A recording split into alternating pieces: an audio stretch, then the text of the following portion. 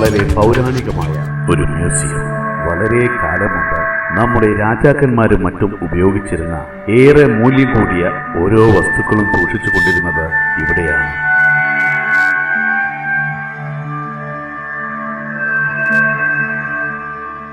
കൂടാതെ പണ്ട് വിനായക രാജ്യം ഭരിച്ച ചക്രവർത്തിമാർ അണിഞ്ഞുകൊണ്ടിരുന്ന കിരീടവും സൂക്ഷിച്ചിരുന്നു. എന്നാൽ കുറച്ചു ദിവസം മുമ്പ് രാജ്യത്തെ ഞെട്ടിച്ച ഒരു വാർത്തയുണ്ടായി. ആ കിരീടം നഷ്ടപ്പെട്ടിരിക്കുന്നു. ഭരണകൂടം കിരീടം വീണ്ടെടുക്കാനായി പല ശ്രമങ്ങളും നടത്തി നോക്കിയെങ്കിലും ഫലമുണ്ടായില്ല.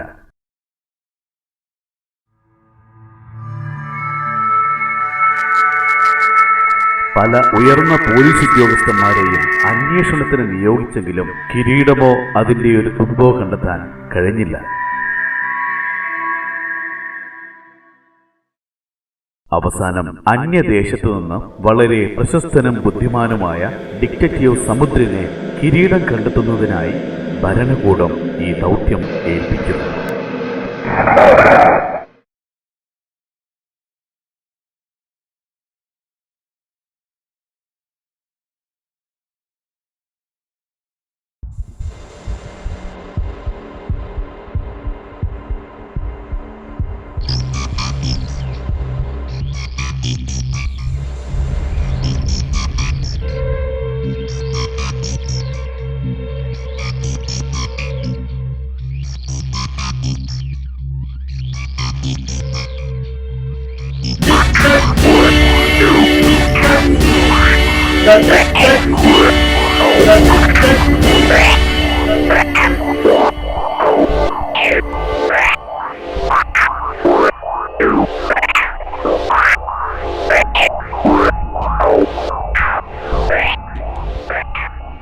ഇരുപത്തിനാല് മണിക്കൂറും പോലീസ് കാവലുള്ള ഈ മ്യൂസിയത്തിൽ നിന്നാണ് കോടികൾ വിലയുള്ള കിരീടം നഷ്ടപ്പെട്ടിരിക്കുന്നത്.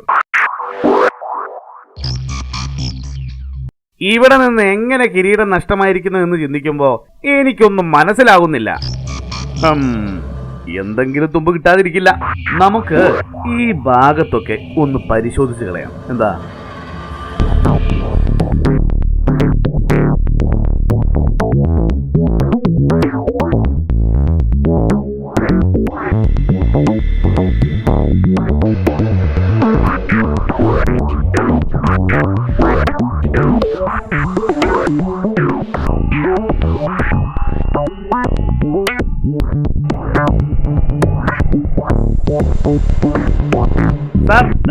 ഇവിടെ ഒരു ടവൽ കിടക്കുന്നു. ഇത് നല്ലൊരു തെളിവാണ്. ഇത് ഹേമുവിന്റെ ടവലാണ്. അതെ കീശയിൽ നോക്കിയപ്പോഴാണ് വീണു പോയതറിഞ്ഞത്.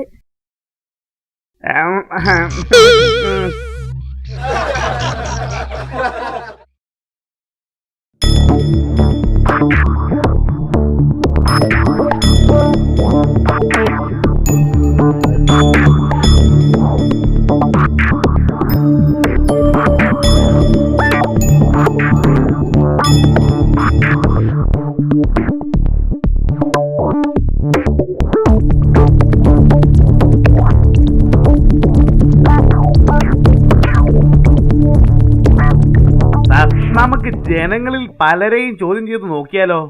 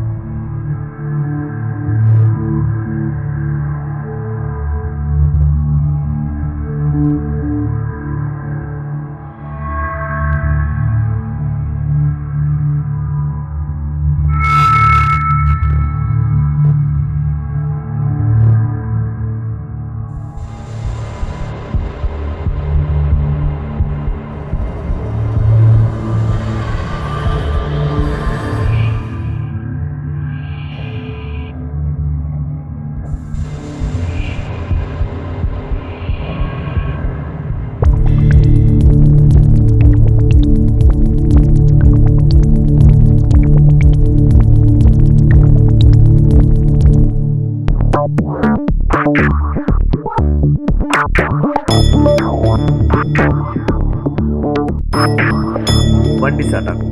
വേഗം നമുക്ക് ഓഫീസിലേക്ക് പോവാം.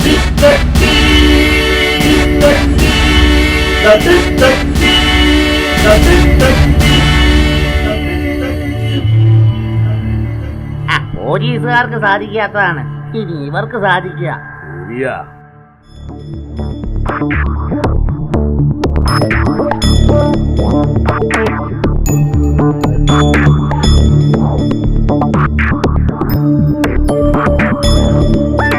രാജു, ആ കിരീടം മോഷ്ടിച്ച പ്രതികളെ പിടിക്കണമെങ്കിൽ നാം ഒരുപാട് പ്രയത്നിക്കേണ്ടതുണ്ട്. അതായത് സാറേ, ഈ ജനങ്ങൾക്കിടയിൽ കുട്ടിച്ചാത്തനാണ് കിരീടം മോഷ്ടിച്ചതെന്ന് ഒരു സംസാരമുണ്ട്. എടോ വിഡ്ഢി, കുട്ടിച്ചാത്തൻ പിശാച് എന്നൊന്നുമില്ല, എല്ലാം മനുഷ്യന്മാരുടെ സൃഷ്ടിയാണ്. മനസ്സിലായോ? സാർ. ആ, ഒരു കാര്യം ചെയ്യൂ, നിങ്ങൾ ഓരോരുത്തരും പല വഴിക്കായി അന്വേഷണം നടത്തൂ. എന്തെങ്കിലും തുമ്പ് കിട്ടാതിരിക്കില്ല. എന്നാ ശരി, ഓക്കെ.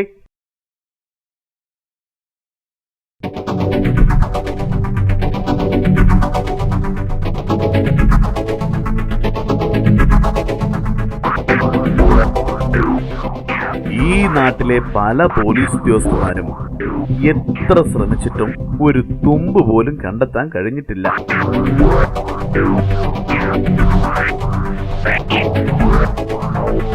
അതുകൊണ്ട് നാം ഒരുപാട് പ്രയത്നിക്കേണ്ടതായി വരും, അല്ലേ സാറേ? അതെ, നാം ഒരുപാട് പ്രയത്നിക്കേണ്ടതുണ്ട്. കാരണം ഇത് നമ്മുടെ അഭിമാന പ്രശ്നമാണ്.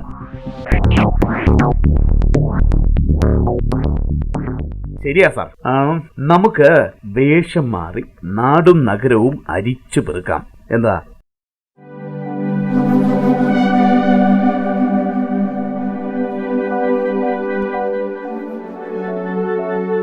നമുക്ക് ഈ വഴി പോകാം.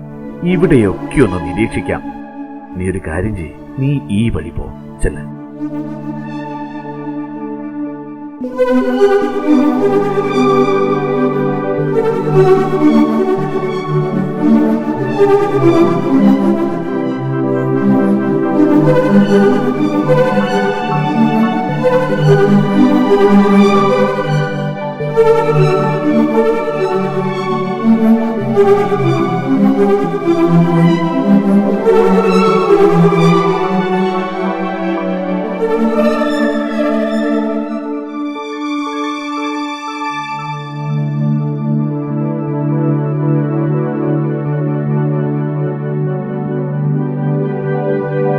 എന്തെങ്കിലും തരണേ അമ്മ, വല്ലതും കഴിച്ചിട്ട് ആഴ്ചയൊന്നായി.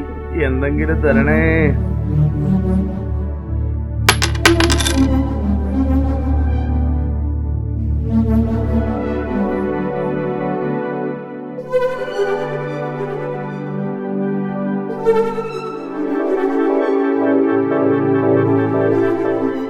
എന്തെങ്കിലും തരണേ അമ്മ, വല്ലതും കഴിച്ചിട്ട് ആഴ്ചയൊന്നായി. എന്തെങ്കിലും തരണേ.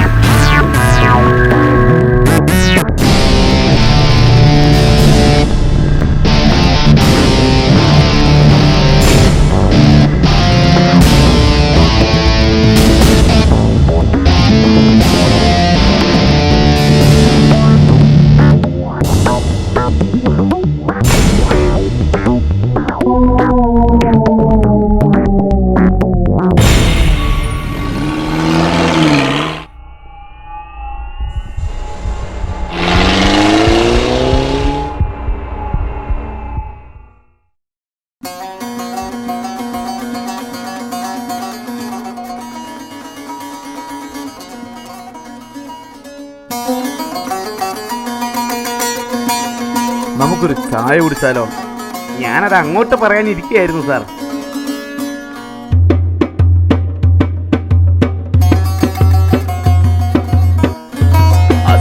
അലൈക്കും. വഅലൈക്കും സലാം. അതായത് ചായയും പഴംപൊരിയും കഴിക്കാൻ വേണമെന്നാ പറഞ്ഞത്. സാർ, ആ വണ്ടി എങ്ങോട്ടായിരിക്കും പോയത്? ഇടോ, വണ്ടി പഞ്ചറായിരുന്നില്ലെങ്കിൽ ഞാൻ അവനെ പിടിച്ചേനെ. വാ, നമുക്കൊന്ന് പോയി നോക്കാം.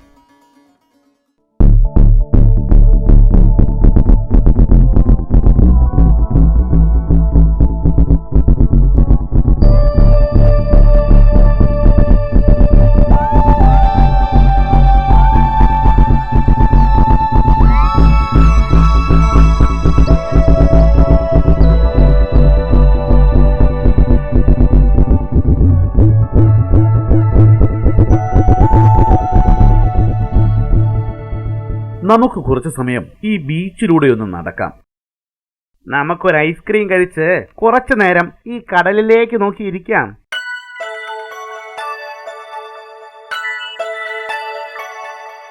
തിരമാലകൾ വരുന്നത് കാണാൻ എന്ത് രസമാണ്. ശരിയാ.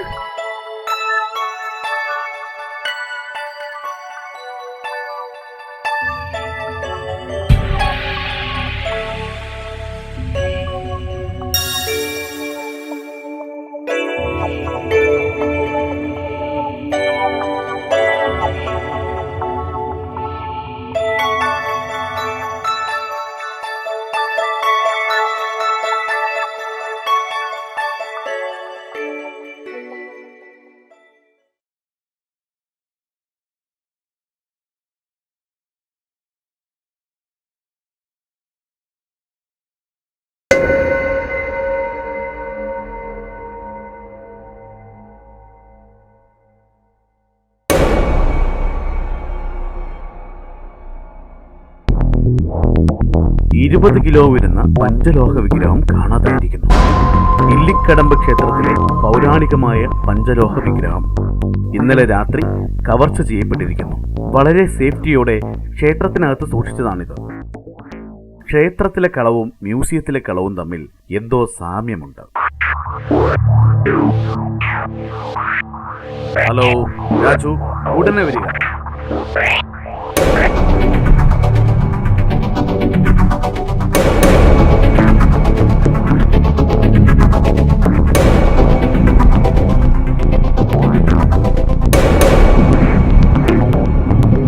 ഇല്ലിക്കടമ്പ് ക്ഷേത്രത്തിലെ കവർച്ചാ രീതി വെച്ച് നോക്കുമ്പോൾ അതേ രീതിയിൽ തന്നെയാണ് ഈ മ്യൂസിയത്തിലും കവർച്ച നടന്നിരിക്കുന്നത്. അങ്ങനെ വരുമ്പോൾ ഈ രണ്ട് കവർച്ചയും നടത്തിയിരിക്കുന്നത് ഒരേ കുറ്റവാളികളാവാനാണ് സാധ്യത. അതെ സാർ, നമുക്ക് വലിയൊരു തുമ്പാണ് ഇവിടെ കിട്ടിയിരിക്കുന്നത്. ഇനി നാം വളരെ ശ്രദ്ധയോടെ വേണം ഓരോ നീക്കവും നടത്താൻ. യെസ്, തീർച്ചയായും. വരൂ, വണ്ടി കയറ്. നമുക്ക് അടുത്ത ഓപ്പറേഷൻ പ്ലാൻ ചെയ്യാം.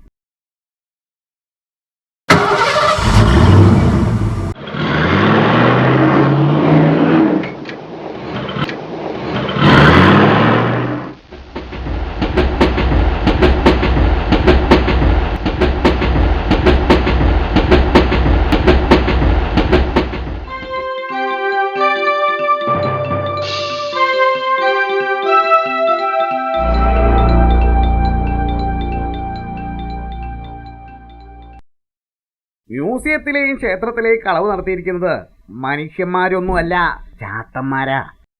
അല്ലാതെ ഇത്ര വിദഗ്ധമായി ഇത്ര സെക്യൂരിറ്റി ഉള്ളിടത്ത് എങ്ങനെ കളവ് നടത്താനാ? അത് ഞങ്ങൾ സമ്മതിക്കില്ല. ചാത്തൻ എന്നൊരു സംഭവമില്ല. അതൊക്കെ മനുഷ്യർ സൃഷ്ടിക്കുന്ന കഥകളാണ്.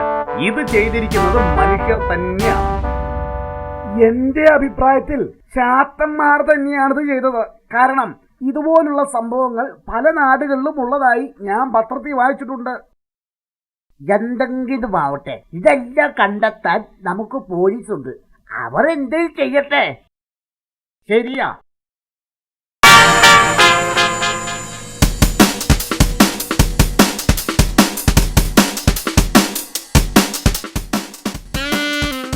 ഡോഡു, ഞങ്ങളെ രക്ഷിക്കണം. ഞങ്ങളൊരു സർക്കസ് റിങ്ങിൽ നിന്നും രക്ഷപ്പെട്ടതാണ്. അവിടുത്തെ പീഡനം സഹിക്കാതായപ്പോ ഞങ്ങൾ റിങ്ങിൽ നിന്നും രക്ഷപ്പെട്ടു. ഞങ്ങളെ പിടിക്കാൻ സർക്കസ് മുതലാളിമാരുടെ ഗുണ്ടകൾ പിന്നാലെയുണ്ട്. അതുകൊണ്ട് ഞങ്ങളെ രക്ഷിക്കണം. ഏയ് പേടിക്കേണ്ട, വേണ്ടത് ചെയ്യാം. നമുക്ക് ഈ നഗരമെല്ലാം കറങ്ങി കണ്ടതിന് ശേഷം ഞങ്ങളുടെ നാട്ടിലേക്ക് പോവാം. അവിടെ നിങ്ങളെ തൊടാൻ ആരും വരില്ല.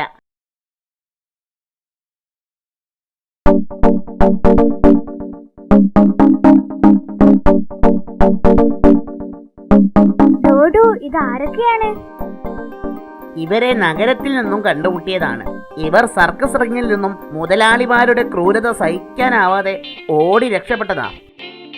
അത് വലിയ പ്രശ്നമല്ലേ? നിങ്ങൾക്കിനി കാട്ടിലേക്ക് തിരിച്ചു പോയി ജീവിക്കാനൊക്കുമോ? അതൊരു പ്രശ്നമാണ്. പക്ഷേ ഞങ്ങൾ നിങ്ങളുടെ കൂട്ടുകാരായി ഇവിടെ കഴിഞ്ഞോട്ടെ.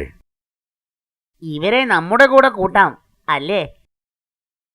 തീർച്ചയായും. എനിക്ക് എത്രയും പെട്ടെന്ന് യജമാന്റെ അടുത്തെത്തണം. നിങ്ങൾ ഇവരുടെ കൂടെ പോയിക്കോളൂ. നമുക്ക് വൈകിട്ട് കാണാം.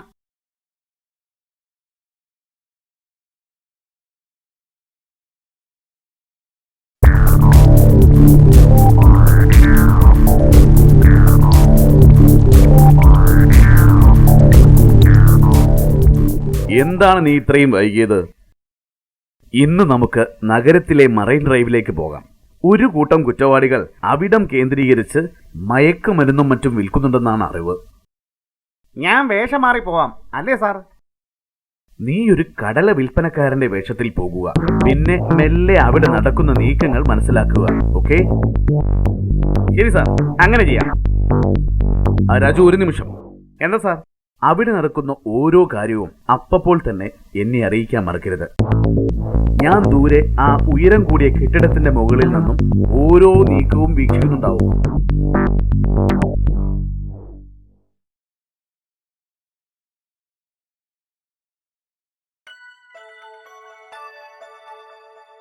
കടല കടല കടലേ കടലേ, നല്ല ചൂടുള്ള കടല. കടല കടല കടലേ കടലേ, നല്ല ചൂടുള്ള കടല. കടല കടല കടലേ കടലേ, നല്ല ചൂടുള്ള കടല.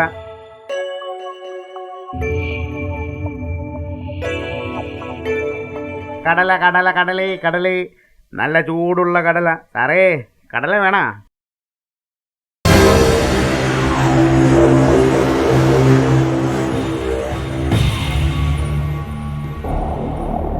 കടലയൊന്നും വേണ്ട. ഒന്ന് പുകയ്ക്കാനുള്ള കഞ്ചാവോ മറ്റോ ഉണ്ടോ? ഇല്ല സാർ, കടല മാത്രമേ ഉള്ളൂ.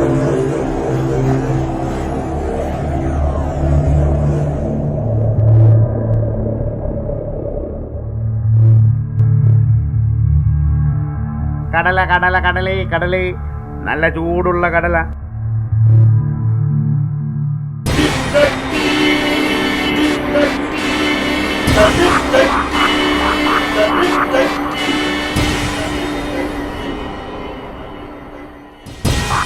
ആ ഡുഡുവിനെ കാണാനില്ല. അവന്റെ കയ്യിൽ നിന്നും നല്ല ചൂടുള്ള സാധനങ്ങൾ.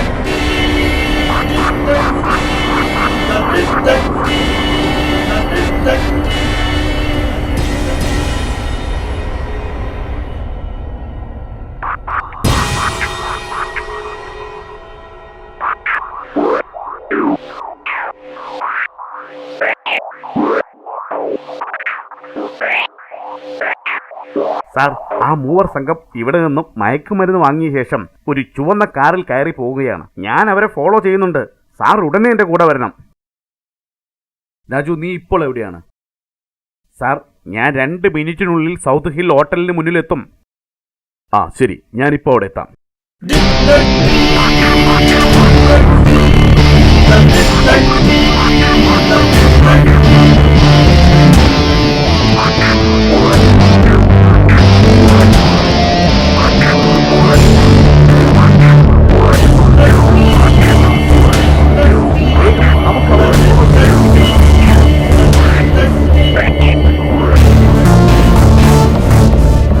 കുറച്ചു സമയമായി നമ്മളെ ആരോ പിന്തുടരുന്നു. ആ വെളുത്ത കാറിലിരിക്കുന്നവരെ കണ്ടിട്ട് ശരിയാണ് സുസ്മാൻ, ആ കാറ് നമ്മളെ പിന്തുടരുകയാണല്ലോ.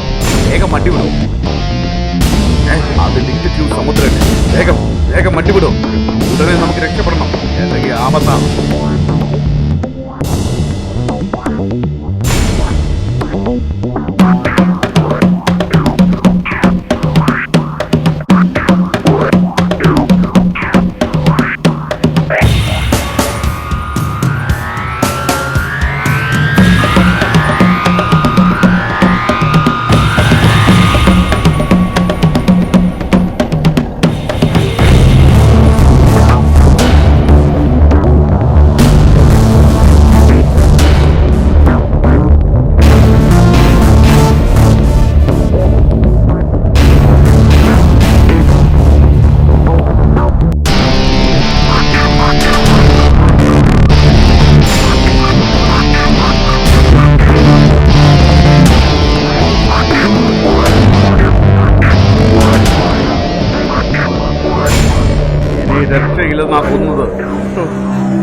എങ്ങനെയെങ്കിലും രക്ഷപ്പെടണം.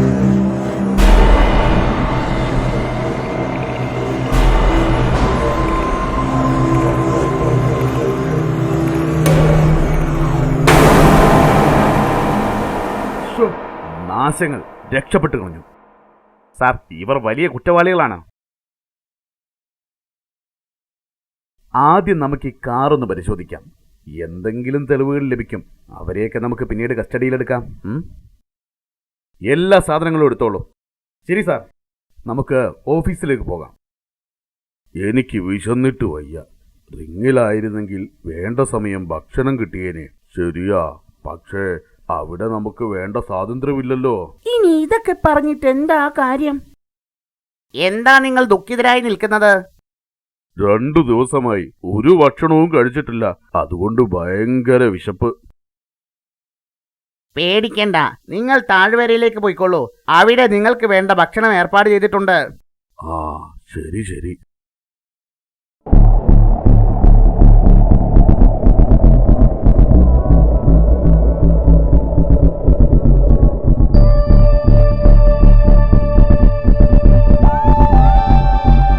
നാം ഈ ഓപ്പറേഷന്റെ പകുതി ഭാഗത്തെത്തിയിട്ടുണ്ട്.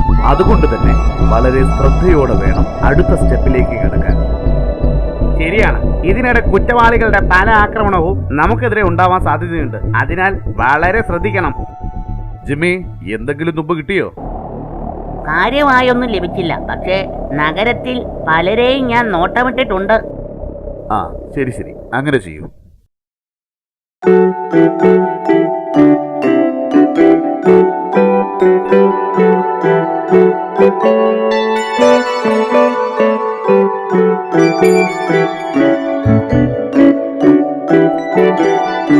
എത്ര മനോഹരമാണ് ഇവിടെ നിന്ന് താഴേക്ക് നോക്കുവാൻ.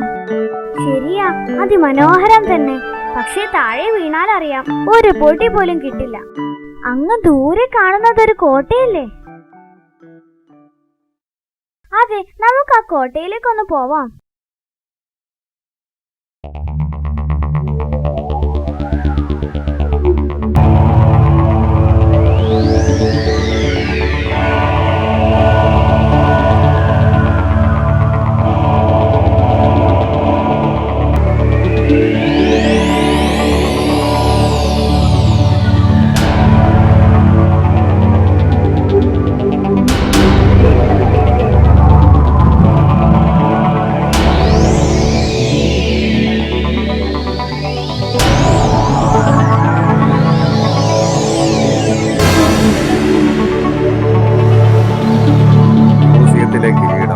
ആരും കാണാതെ, ഒരു തെളിവും അവശേഷിക്കാതെ നാളെ വൈകുന്നേരത്തെ ഷിപ്പിൽ ചോലക്കടപ്പുറത്ത് നിന്നും യൂറോപ്പിലേക്ക് കയറ്റി അയക്കണം. കുറഞ്ഞത് 10 കോടി രൂപയെങ്കിലും നമുക്ക് ലഭിക്കും.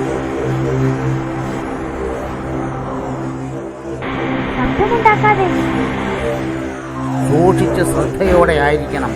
കോടികൾ വിലമതിക്കുന്നതാണ്. നമുക്കിവിടെ നിന്ന് വേഗം ഓടി രക്ഷപ്പെടാം. അവർ നമ്മളെ കണ്ടാൽ കൊന്നുകളയും. വേഗം നമുക്ക് ഈ കാര്യങ്ങൾ ഡിറ്റക്റ്റീവ് അങ്കിളിനോട് പറയാം.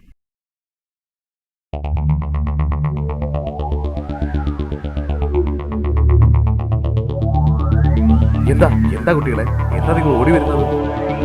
നഗരത്തിൽ നിന്ന് അകലെയുള്ള കാടിനകത്തെ കോട്ടയ്ക്കുള്ളിലേക്ക് രാവിലെ ഞങ്ങൾ വെറുതെ പോയപ്പോൾ കുറച്ചു പേർ മ്യൂസിയത്തിലെ കിരീടം വിദേശത്തേക്ക് കയറ്റുമതി ചെയ്യാനുള്ള കാര്യത്തെക്കുറിച്ച് സംസാരിക്കുന്നത് കേട്ടു. ഇത് കേട്ടത് ഞങ്ങൾ ഓടി വരികയായിരുന്നു. എവിടെയാണ് അവർ? അവരെന്താ പറഞ്ഞത്? നാളെ അത് വിദേശത്തേക്ക് കയറ്റി അയക്കാനാണ് പ്ലാൻ. രാജു, നമുക്ക് അങ്ങോട്ട് പോകാം. ഒരു ഓപ്പറേഷൻ വേണ്ടിവരും.